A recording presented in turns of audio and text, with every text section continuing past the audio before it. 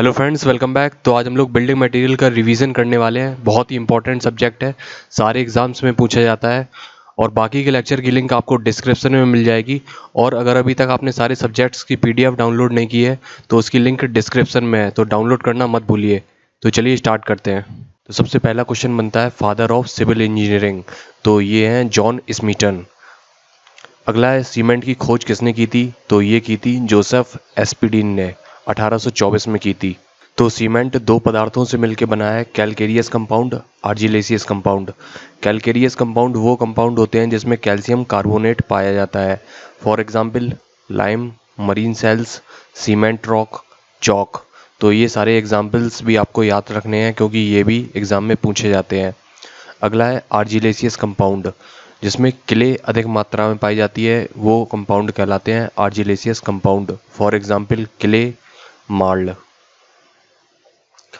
अगला question SSC JE में पूछा गया है, asphalt is a highly cementitious material, it is widely used as an alternative of cement. तो जो एसफाल्ट होता है ये हाईली सीमेंटस होता है और इसको हम लोग सीमेंट की जगह यूज़ कर सकते हैं क्योंकि इसमें लगभग सारी सीमेंट के प्रॉपर्टीज़ होती हैं। जो ओपीसी होता है, ऑर्डिनरी पोर्टलैंड सीमेंट, उसमें कौन कौन से कॉन्स्टिट्यूएंट्स घटक पाए जाते हैं वो कुछ इस तरीके से हैं, lime, silica, alumina, calcium sulphate, iron oxide, magnesia, sulphur, alkalis. तो इनके परसेंटेज पूछे जाते हैं। जो शुरू के चार हैं ये बहुत ही इंपॉर्टेंट हैं। लाइम का परसेंटेज होता है 62 से 67%, सिलिका 17 से 25%, एल्यूमिना 3 से 8%, कैल्शियम सल्फेट 3 से 4, आयरन ऑक्साइड 3 से 4, मैग्नीशिया 1 से 3%, सल्फर 1 से 3%, एल्केलीस 0.2 से 1%। अब ये जो कॉन्स्टिट्यूएंट्स हो गए हैं इनके क्या क्या फंक्शन रहते हैं? तो लाइम का क्या फंक्शन रहता है? It impart strength and soundness. तो लाइम की वजह से स्ट्रेंथ एंड साउंडनेस आती है सीमेंट में। साउंडनेस वो प्रॉपर्टी होती है सीमेंट की जिसकी वजह से सीमेंट का एक्सपेंशन नहीं होता है। जिस भी स्ट्रक्चर में हम लोग सीमेंट को यूज़ करेंगे वहाँ पे एक्सपेंशन नहीं होगा अगर सीमेंट साउंड होगा। If it is in excess cement unsound. अगर लाइम की मात्रा अधिक हो जाएगी तो सीमेंट अनसाउंड हो जाएगा, यानी अब हम लोग जहाँ पे यूज़ करेंगे तो वहाँ पे एक्सपेंशन होने लगेगा और क्रैक्स आ जाएंगे।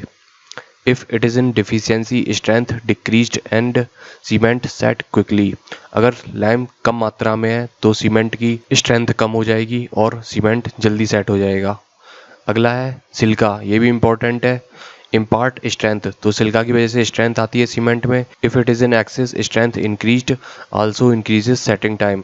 अगर सिलिका की मात्रा अधिक है तो इसकी वजह से स्ट्रेंथ इंक्रीज हो जाएगी और जो सेटिंग टाइम है वो भी इंक्रीज हो जाएगा।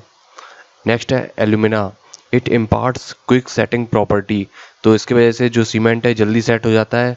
Reducing clinkering temperature, if it is in excess weakens the cement. तो इसकी वजह से जो क्लिंकरिंग टेम्परेचर है वो रिड्यूस हो जाता है। क्लिंकरिंग टेम्परेचर वो टेम्परेचर होता है जिसपे सीमेंट के क्लिंकर्स फॉर्म होते हैं और अगर ये अधिक मात्रा में होगा तो सीमेंट वीक हो जाएगा। अगला है कैल्शियम सल्फेट, बहुत ही इंपॉर्टेंट है। इसकी वजह से इंक्रीजिंग इनिशियल सेटिंग टाइम, जो इनिशियल सेटिंग टाइम है वो इंक्रीज़ हो जाता है। शुरू में जो इनिशियल सेटिंग टाइम होता है ओपीसी के लिए 30 मिनट, तो वो इंक्रीज़ हो जाएगा जिससे कि हम लोग आसानी से प्लेसिंग, कॉम्पैक्टिंग, फिनिशिंग ये सारी चीज़ें कर सकते हैं। नेक्स्ट है iron oxide, it impart strength, hardness and colour. Colour इसकी वजह से आता है reddish brown. Magnesia, it imparts strength, hardness, colour. Colour इसकी वजह से आता है yellowish. If it is in excess cement unsound. अगर ये अधिक मात्रा में होगा तो सीमेंट अनसाउंड हो जाएगा। नेक्स्ट है सल्फ़र, सल्फ़र की वजह से अनसाउंडनेस आती है। नेक्स्ट है एल्केलीस, एल्केलीस की वजह से स्टेनिंग एंड एफ्लोरिसेंस आ जाता है। तो जो स्पॉट्स बन जाते हैं दीवालों पे वाइट कलर के तो वो स्टेनिंग एंड एफ्लोरिसेंस कहलाता है। नेक्स्ट है बोक्स कंपाउंड। तो ये जो सारे ऊपर कॉन्स्टिट्यूएंट्स बताए हैं, lime, silica, alumina, iron oxide, gypsum, sulphur, alkalis, तो ये सारे मिलके बोक्स कंपाउंड बनाते हैं। पहला हो गया है ट्राई कैल्शियम एल्यूमिनेट, ये C3 से हम लोग लिखते हैं इसको। इसका दूसरा नाम होता है सेलाइट, ये भी एग्जाम में पूछा जाता है, 4 से 14% होता है। हाइड्रेशन विद इन 24 आवर, तो इसका हाइड्रेशन जो है 24 आवर में हो जाता है। रिस्पॉन्सिबल फॉर फ्लैश सेटिंग, तो इसकी वजह से सीमेंट तुरंत सेट हो जाता है। Leads to volume changes, so responsible for cracks, इसकी वजह से वॉल्यूम चेंज होता है और वॉल्यूम चेंज होने की वजह से क्रैक्स डेवलप हो जाते हैं। Release maximum heat of hydration, shrinkage takes place, तो इसकी वजह से जो है सबसे ज़्यादा हीट ऑफ हाइड्रेशन निकलती है। तो ये क्वेश्चन पूछे जाते हैं, इसका परसेंटेज हो गया है 4 से 14%। फ्लैश सेटिंग होती है इसकी वजह से और मैक्सिमम हीट ऑफ हाइड्रेशन निकलती है। नेक्स्ट है टेट्रा कैल्शियम एल्युमिनोफेराइट C4AF, इसको हम लोग फेलाइट भी बोलते हैं। 10 से 18% hydration within 24 hour, have worst cementing properties, तो इसकी वजह से कोई खास सीमेंट में प्रॉपर्टी नहीं आती है। तो आपको ये अभी आगे क्वेश्चन मिलेगा कि rate of hydration increasing order में लगाइए या डिक्रीजिंग ऑर्डर में लगाइए। तो इसका जो हाइड्रेशन है वो 24 आवर में हो जाता है। नेक्स्ट है ट्राई कैल्शियम सिलिकेट C3S, इसको हम लोग एलाइट भी बोलते हैं। 45 से 65% होता है। Hydration within a week, responsible for early strength, तो ट्राई कैल्शियम सिलिकेट की वजह से सीमेंट में अर्ली स्ट्रेंथ आती है और इसका परसेंटेज 45 से 65%। इसको हम लोग एलाइट भी बोलते हैं और इसका हाइड्रेशन 1 वीक के अंदर हो जाता है। नेक्स्ट है डाई कैल्शियम सिलिकेट, इसको हम लोग बेलाइट भी बोलते हैं। इसका परसेंटेज 15 से 35% होता है। Hydration with in an year, responsible for progressive strength, increase resistance against chemicals, तो डाई कैल्शियम सिलिकेट की वजह से जो है प्रोग्रेसिव स्ट्रेंथ आती है। यानी हम लोगों को अगर कहीं डैम बनाना है या ब्रिज बनाना है तो उस सीमेंट में हम लोग डाई कैल्शियम सिलिकेट की मात्रा बढ़ा देंगे, जिससे कि प्रोग्रेसिव स्ट्रेंथ आती रहेगी। क्योंकि जब तक डैम पूरा नहीं बन जाएगा तब तक हम लोग उसको यूज़ नहीं कर सकते हैं, या फिर ब्रिज पूरा नहीं बन जाएगा तब तक हम लोग उसको यूज़ नहीं कर सकते हैं। और इसकी वजह से जो केमिकल के प्रति रेजिस्टेंस है वो भी इंक्रीज हो जाता है। ये क्वेश्चन आया हुआ है SSC JEE में। The cement becomes useless if it absorb moisture content exceeds 5%, अगर सीमेंट 5% से ज़्यादा मॉइस्चर एब्जॉर्ब कर लेता है तो ये यूजलेस हो जाता है, क्योंकि फिर इसकी स्ट्रेंथ ख़त्म हो जाती है। ये भी क्वेश्चन SSC JEE में आया हुआ है। Wood and metal surface require 3 coats of plastering so that surface is completely safe and sealed, तो जो वुड और मेटल सरफेस होते हैं इनमें हम लोग 3 कोट्स की प्लास्टरिंग करते हैं, जिससे कि जो सरफेस है वो कम्प्लीटली सील्ड हो जाए और फिर वो सेफ हो जाएगा। नेक्स्ट क्वेश्चन SSC JEE में आया हुआ है। फेरो सीमेंट क्या होता है? It is a composite material composed of a mortar reinforced with light steel fabric. Reinforced मतलब इसमें जो मोर्टार होता है उसमें हम लोग जो स्टील की जालियाँ होती हैं उसको हम लोग इंसर्ट करा देते हैं। Use to form thin hard and strong sections, तो इसकी वजह से जो सेक्शंस बनते हैं वो थिन होते हैं, हार्ड होते हैं एंड स्ट्रॉन्ग होते हैं। फेरो सीमेंट की क्या क्या प्रॉपर्टीज़ हैं? Impervious in nature, capacity to resist shock, no need to form work, strength per unit mass is high, तो ये सारी प्रॉपर्टीज़ हैं। यहाँ से क्वेश्चन हमेशा पूछा जाता है रेट ऑफ हाइड्रेशन और हीट ऑफ हाइड्रेशन के बारे में।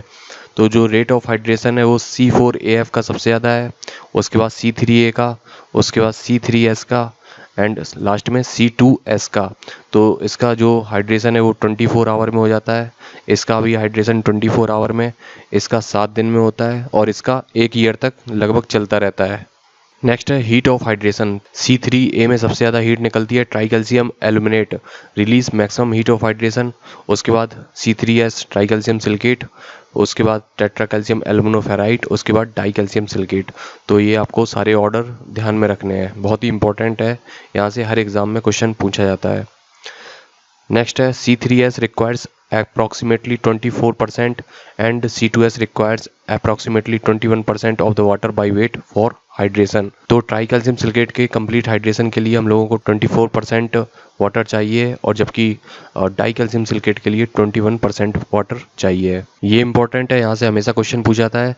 Cement in total requires 23% water by wait for its complete hydration completion of chemical reactions. तो सीमेंट के हाइड्रेशन के लिए 23% पानी चाहिए रहता है, बट 15% जो पानी है वो वॉइड्स में इंट्रैप्ड हो जाता है, इसलिए टोटल हम लोगों को 38% पानी हम लोगों को चाहिए रहता है कंप्लीट हाइड्रेशन के लिए सीमेंट के। नेक्स्ट है फाइन ग्राइंडिंग इन ट्यूब मिल और बाल मिल। तो जो हम लोग सीमेंट है उसको हम लोग ट्यूब मिल या बाल मिल में पीसते हैं। During grinding gypsum is added, तो पीसते समय ही हम लोग इसमें जिप्सम मिलाते हैं। नेक्स्ट पॉइंट है फेड इन रोटेटरी क्लिन। जब हम लोग सीमेंट बनाते हैं तो इसको हम लोग रोटेटरी क्लिन में भरते हैं, जिसका टेम्परेचर 1400 से लेकर 1600 डिग्री सेल्सियस रहता है। क्वेश्चन बहुत ही इंपॉर्टेंट है, हमेशा पूछा जाता है। जो सीमेंट है उसको हम लोग कितने टेम्परेचर पे बनाते हैं? 1400 से लेकर 1600 डिग्री सेल्सियस पे। नेक्स्ट है एसएससी जेईई में क्वेश्चन आया हुआ है, moderate rate of cooling of clinker in the rotary cooler will result in higher strength. अगर हम लोग जो सीमेंट है उसको हम लोग धीमे धीमे ठंडा करेंगे तो उसकी स्ट्रेंथ ज़्यादा निकल के आएगी। पहले ये 1200 डिग्री सेल्सियस पे है, फिर इसको हम लोग 500 डिग्री सेल्सियस पे लेके आएंगे, फिर इसको हम लोग नॉर्मल टेम्परेचर पे लेके आएंगे। अगर इसको हम लोग जल्दी ठंडा कर देंगे तो उसकी स्ट्रेंथ कम हो जाएगी। नोट, ये इंपॉर्टेंट है, एसएससी जेईई में क्वेश्चन आया हुआ है, capillary pores in the hydrated cement paste are not interconnected but contains some quantity of gel water. तो जो कैपिलरी पोर्स हैं हाइड्रेटेड सीमेंट पेस्ट में वो कनेक्ट नहीं होते हैं, बट उनमें कुछ क्वांटिटी में जेल वाटर पाया जाता है। वाटर रिक्वायर्ड पर बैग ऑफ सीमेंट इज, तो एक बैग सीमेंट के लिए कितनी पानी की आवश्यकता होती है? वो है 19 किलोग्राम। तो 38% पानी हम लोगों को चाहिए रहता है, तो ये हो गया है 38, और एक बैग सीमेंट का वेट होता है 50 किलोग्राम, तो ये हो गया है, मल्टीप्लाई कर देंगे तो ये आ जाएगा 19 किलोग्राम, यानी 50 का 38%, 50 इंटू 38/100। तो ये ऐसे निकल के आ जाएगा कितना हम लोगों को एक बैग सीमेंट के लिए पानी की आवश्यकता है। बहुत ही इंपॉर्टेंट यहाँ से क्वेश्चन आते हैं, साइज ऑफ सीमेंट है वो 90 माइक्रोन से कम होना चाहिए। स्पेसिफिक ग्रेविटी होती है 3.15 और सीमेंट की जो डेंसिटी है वो होती है 1440 kilogram per metre cube. Next है, if small quantity of cement is thrown in a bucket of water it should sink not float. तो अगर ये पानी की बाल्टी है और हम लोगों को सीमेंट की क्वालिटी चेक करना है, तो अगर हम लोग इसमें थोड़ी क्वांटिटी में सीमेंट को डालेंगे तो ये सीमेंट इसमें डूब जाना चाहिए, नीचे फ्लोट नहीं करना चाहिए। यानी ये अगर ऊपर तैर रहा है सीमेंट तो ये अच्छी क्वालिटी का नहीं है, अगर ये डूब गया है, नीचे चला गया है बॉटम में, तो ये अच्छी क्वालिटी का है। ये इसकी हम लोग टेस्टिंग करते हैं। नेक्स्ट है स्ट्रेंथ टेस्ट। तो इसके लिए हम लोग एक ब्लॉक बनाते हैं जिसकी साइज रहती है 25 × 25 × 200 mm। तो यानी लेंथ हो गई है 200 और इसका जो क्रॉस सेक्शन है वो हो गया है 25 × 25, और इसको हम लोग 150 mm के सपोर्ट पे, ये जो डिस्टेंस है ये है 150 mm, इसके सपोर्ट पे रखते हैं और ऊपर से 340 न्यूटन का लोड लगाते हैं, तो इस पर ये फेल नहीं होना चाहिए। तो ये हो गया है इसका स्ट्रेंथ टेस्ट। नेक्स्ट है fineness test. Fineness influence the rate of hydration. तो जितना ज़्यादा महीन सीमेंट होगा उतना ही ज़्यादा रेट ऑफ हाइड्रेशन होगा, क्योंकि जितना ज़्यादा महीन सीमेंट होगा उतना ही ज़्यादा उसका सरफेस एरिया होगा और उतने ही जल्दी वो वाटर के साथ रिएक्ट करेगा, जिससे कि रेट ऑफ हाइड्रेशन ज़्यादा होगा। That in turns affect the rate of development of strength. तो जितनी जल्दी रेट ऑफ हाइड्रेशन होगा उतनी जल्दी इसमें स्ट्रेंथ आ जाएगी। And rate of evolution of heat. तो जितना ज़्यादा रेट ऑफ हाइड्रेशन होगा उतनी ही ज़्यादा इसमें जो है हीट भी निकलेगी। Over grinding if done then rate of development of strength decrease so as rate of evolution of heat also decreases। अगर हम लोग सीमेंट की ओवर ग्राइंडिंग कर देंगे, यानी उसको हम लोग ज़्यादा महीन पीस देंगे, तो क्या हो जाएगा, तो उसमें जो वॉइड्स हैं वो इंक्रीज़ हो जाएंगे। तो जो हम लोग पानी डालेंगे सीमेंट के हाइड्रेशन के लिए वो उन वॉइड्स में चला जाएगा, और जो कि फिर उस सीमेंट के हाइड्रेशन में काम नहीं आ पाएगा। इसकी वजह से जो rate of development of strength है वो डिक्रीज़ हो जाती है, और साथ में जो एवोल्यूशन ऑफ हीट है वो भी डिक्रीज़ हो जाती है। नेक्स्ट है सीव टेस्ट। तो इसके लिए हम लोग IS नंबर 9 सीव का यूज़ करते हैं। Weight of the residue left over the सीव is noted for OPC it should not exceed 10%। जब हम लोग 9 नंबर की सीव से सीमेंट को छानते हैं तो छानने के बाद जो सीव है उसमें 10% से ज़्यादा जो सीमेंट नहीं रहना चाहिए OPC के लिए। फॉर PPC पोर्टलैंड पोजुलाना सीमेंट और रैपिड हार्डनिंग सीमेंट के लिए ये 5% से ज़्यादा नहीं होना चाहिए रेसिड्यू। नेक्स्ट है एयर परमेबिलिटी टेस्ट। ये भी बहुत ही इंपॉर्टेंट है, यहाँ से डायरेक्ट क्वेश्चन पूछा जाता है। एयर परमेबिलिटी टेस्ट हम लोग सीमेंट की फाइननेस निकालने के लिए करते हैं, और इसके लिए जो हम लोग एपरेटस यूज़ करते हैं वो है Blaine's air permeability apparatus.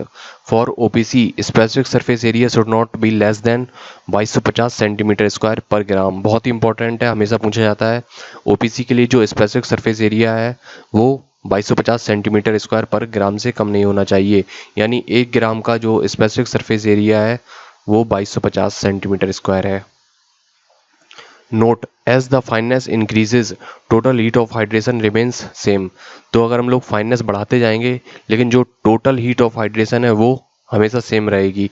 Setting time of cement decreases, fineness बढ़ाने से जो सेटिंग टाइम है वो सीमेंट का कम हो जाता है क्योंकि रेट ऑफ हाइड्रेशन इंक्रीज हो जाता है with increase in the fineness.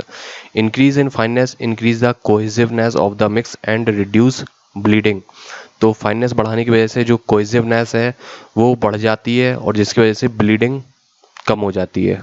Next है consistency test.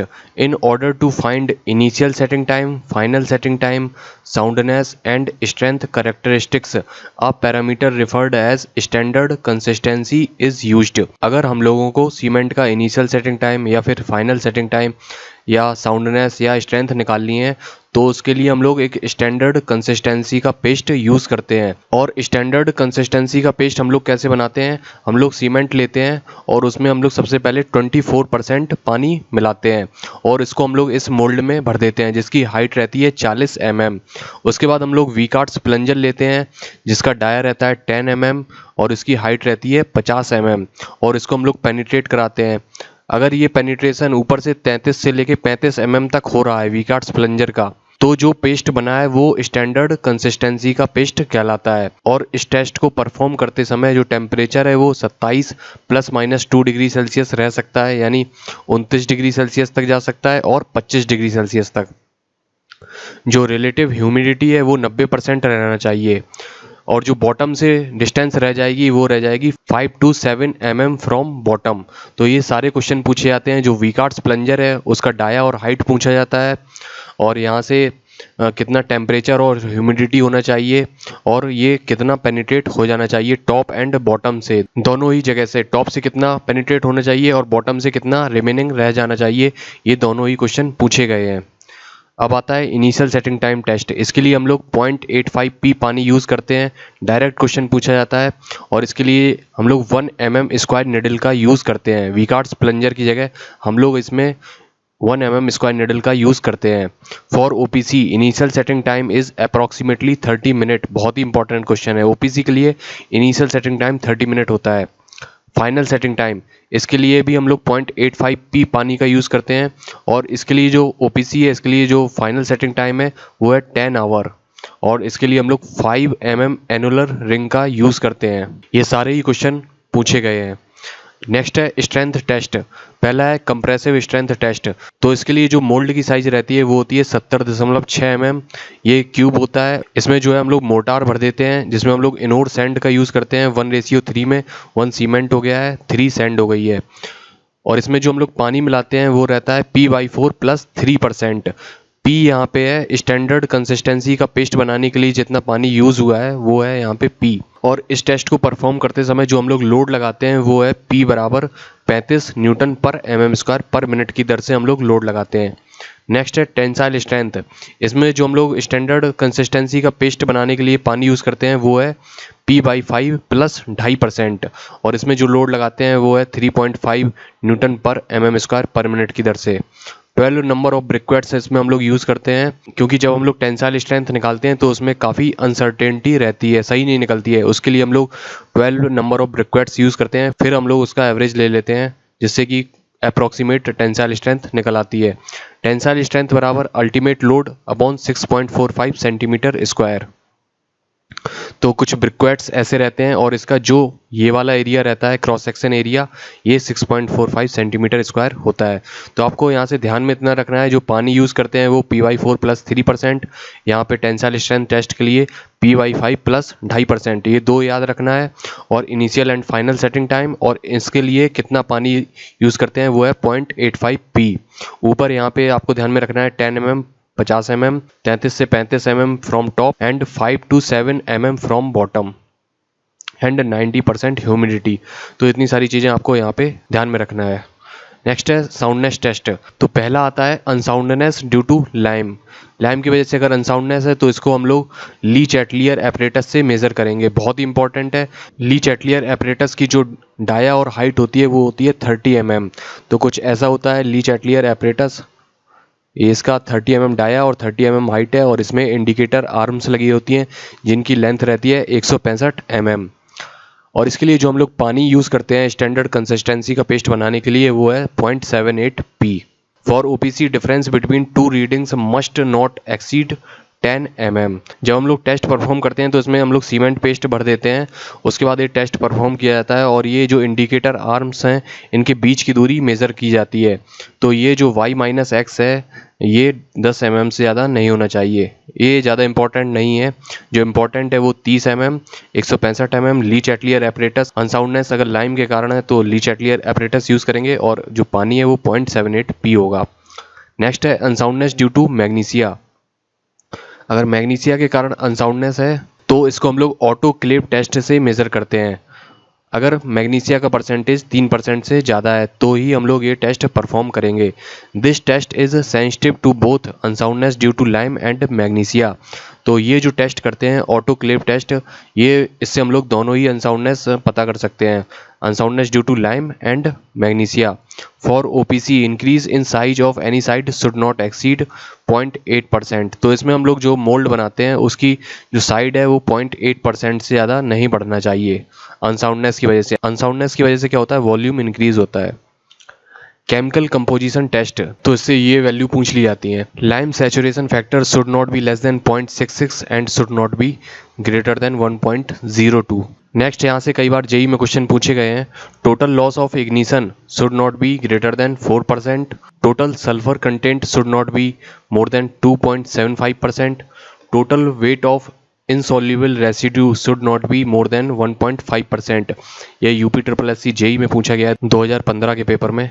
Total weight of magnesia should not be more than 5%। तो आपको ये डायरेक्ट रट लेने हैं। नोट की यहाँ पे बात करते हैं, जो हीट ऑफ हाइड्रेशन है, जो सीमेंट के हाइड्रेशन के वक्त निकल रही है उसको हम लोग कैलोरीमीटर मेथड से मेज़र करते हैं। और जो स्पेसिफिक ग्रेविटी टेस्ट है वो हम लोग ली चैटलियर फ्लास्क के द्वारा करते हैं। दोनों ही बहुत ही इंपॉर्टेंट क्वेश्चन है। ये एसएससी जेई में क्वेश्चन आया हुआ है। स्नोसैम क्या होता है, ये होता है coloured cement. It is a cement based paint used normally for painting exterior walls. Next है flash set of ordinary Portland cement paste is pre mature hardening. यहाँ से एसएससी जेई में क्वेश्चन पूछा गया है। The compressive strength of OPC, जो OPC का grade है वो 33 ग्रेड है।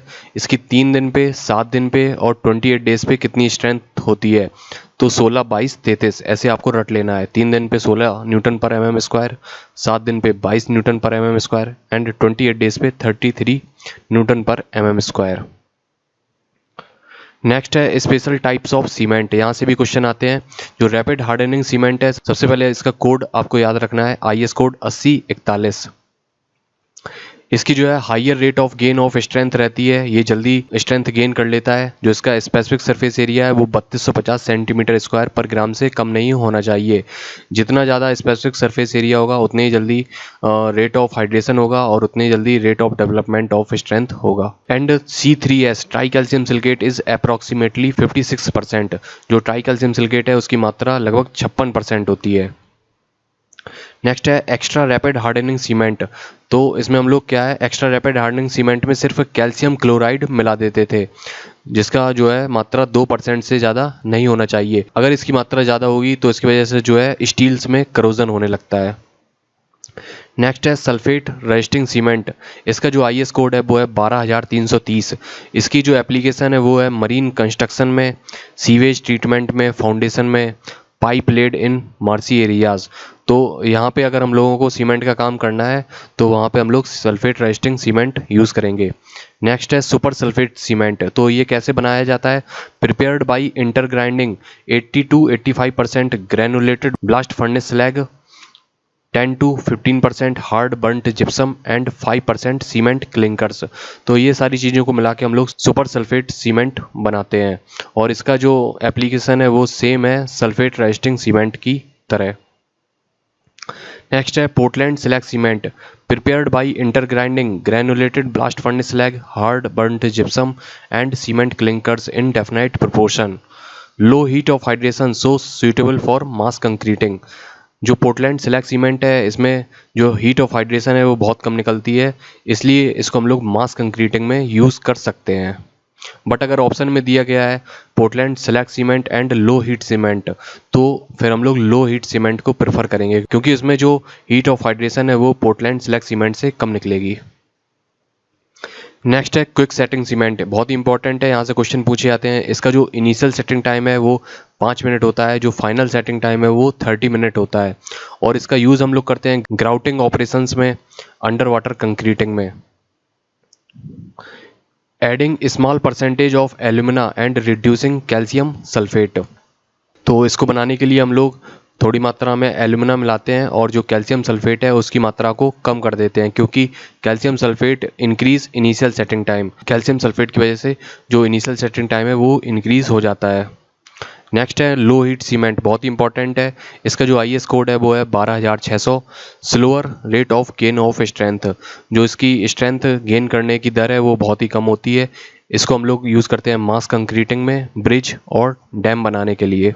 नेक्स्ट है Portland pozzolana cement, prepared by intergrinding cement clinkers with 10 से 15% पोजुलोनिक मटेरियल, तो जो सीमेंट क्लिंकर्स होते हैं उनमें हम लोग 10 से 15% पोजुलोनिक मटेरियल मिला देते हैं, जिससे कि PPC बन जाता है। क्वेश्चन यहाँ से आया हुआ है the colour of PPC is similar to OPC that is grey, तो जो PPC हो गया है और OPC उसका कलर ग्रे होता है। पोजुलोनाज आर रिच इन सिलिका, तो ये भी क्वेश्चन आया हुआ है, जो पोजुलोनाज होते हैं उनमें सिलिका अधिक मात्रा में पाई जाती है। जो पोजुलोनिक मटेरियल होते हैं वो सिलीसियस और एल्यूमिनस कंपाउंड होते हैं, और इनमें खुद की कोई सीमेंटिंग प्रॉपर्टी नहीं होती है, लेकिन ये फाइनली जब ग्राइंड किए जाते हैं तो ये क्रिया करते हैं किसके साथ, कैल्शियम हाइड्रोक्साइड के साथ, जो कि रिलीज होता है during the hydration of cement. Cement के हाइड्रेशन के समय कैल्शियम हाइड्रोक्साइड बनता है, जो कि पोजुलोनिक मटेरियल के साथ क्रिया करता है and leads to the formation of cementitious compound, और फाइनली जो है सीमेंटस कंपाउंड बन जाते हैं। तो जो पोजुलोनिक मटेरियल्स होते हैं वो कौन कौन से होते हैं, ब्लास्ट फर्नेस स्लैग हो गई है, राइस हस्क एस हो गई है, सुर्खी हो गई है। सुर्खी क्या होती है, powdered form of bricks, fly ash और चारकोल, तो ये सारे कहलाते हैं pozzolanic material. Application of PPC, Portland pozzolana cement की कहाँ कहाँ एप्लीकेशन यूज़ कर सकते हैं हम लोग इसको, तो ये जो तीसरे नंबर का पॉइंट है कैनाल लाइनिंग, यहाँ पे हम लोग इसका यूज़ करते हैं। और भी कर सकते हैं मरीन वाटर कंस्ट्रक्शन में, construction of pipes in marshy areas में। नेक्स्ट है हाइड्रोफोबिक सीमेंट, तो इसका कोड पूछा गया है 8043, ये एग्जाम में पूछा गया है। तो हाइड्रोफोबिक सीमेंट क्या होता है, जब हम लोग सीमेंट को काफ़ी लंबे समय तक स्टोर करके रखते हैं तो वो जो है एटमॉस्फेयर से मॉइस्चर एब्जॉर्ब कर लेता है, जिससे कि उसकी जो क्वालिटी है वो ख़राब हो जाती है। इसलिए ये एटमॉस्फेयर से मॉइस्चर एब्जॉर्ब ना करे उसके लिए हम लोग कुछ वाटर रिपेलेंट केमिकल्स मिला देते हैं, जैसे stearic acid and oleic acid. This reduces rate of deterioration due to long storage.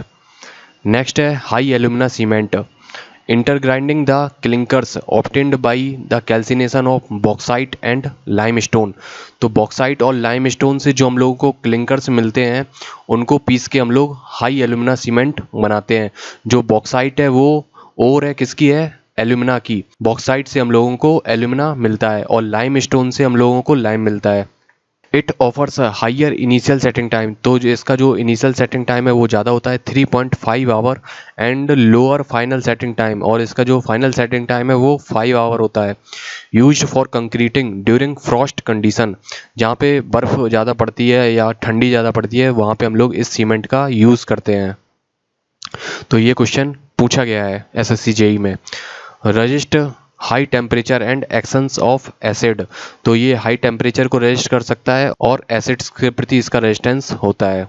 It also offers a higher rate of gain of strength as it attains 20% of its ultimate strength within a day, जो इसकी rate of gain of strength है वो बहुत ज़्यादा होती है, जो इसकी अल्टीमेट स्ट्रेंथ होती है उसका 20% ये एक ही दिन में अटेन कर लेता है। And substantial portion of ultimate strength in 6 to 8 hours, और जो इसकी अल्टीमेट स्ट्रेंथ है उसका अधिकांश भाग ये 6 से 8 घंटे में ही गेन कर लेता है।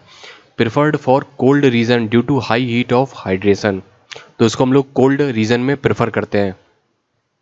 वाइट सीमेंट, इसका जो IS कोड है वो है 8042। Just a variety of ordinary cement free from colouring oxides of iron, manganese और क्रोमियम, तो इसमें हम लोग कोई भी कलरिंग ऑक्साइड नहीं मिलाते हैं जैसे आयरन, मैग्नीज या फिर क्रोमियम, तो ये वाइट सीमेंट कहलाता है। नोट है blast furnace cement can also be used for mass concreting. तो जो ब्लास्ट फर्नेस स्लैग सीमेंट है इसको हम लोग मास कंक्रीटिंग में यूज़ कर सकते हैं। But low heat cement would be preferred over blast furnace slag cement because it's heat of hydration is less than that blast furnace. तो जो लो हीट सीमेंट है उसकी जो हीट ऑफ हाइड्रेशन है वो ब्लास्ट फर्नेस स्लैग सीमेंट से कम होती है, इसलिए इसको हम लोग प्रेफर करते हैं लो हीट सीमेंट को। नेक्स्ट है, बहुत इंपॉर्टेंट है, ये क्वेश्चन पूछा गया है। OPC is found in 3 grades 33, 43 and 53 in market.